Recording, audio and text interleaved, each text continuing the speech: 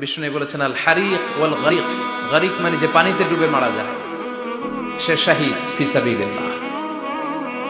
ছোট্ট ছোট্ট বাচ্চা, তাদের এখন বাবা নাই। অনেক যুবতী বেঁচে আছে, নতুন বিয়ে হয়েছে, হাতে মেহেদির রংটা এখনো শুকায় নাই, তার স্বামী নাই। আজকে আমি দেখছিলাম আর ঝরঝর করে চোখের পানি পড়ছিল।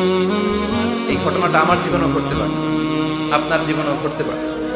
এজন্য নেতৃত্ব স্থানীয় অবস্থানে যারা আছে তাদেরকে এই বিষয়গুলো খুব গুরুত্বের সাথে দেখতে হবে। এটা যা ওখানে ঘটেছে, নেতা নেত্রীদের কাঁধেই সবটাই ছিল আমানত। চিল্লায় বলেন ঠিক কিনা?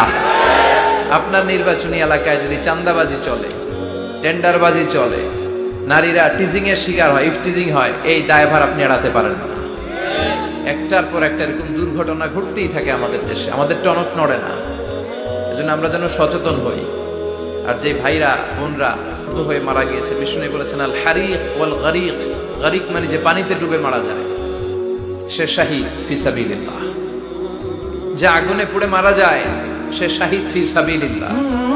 আমরা 70-80 জনের কথা শুনেছি হসপিটালের বার্ন ইউনিটে, এখন অনেকে মৃত্যুর সাথে পাঞ্জা লড়ছে।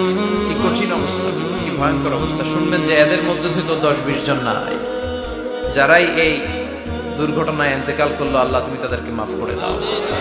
তাদের পরিবার বর্গকে ধৈর্য ধারণ করার তৌফিক দান করো। তাদের সবাইকে শাহিদ হিসেবে তুমি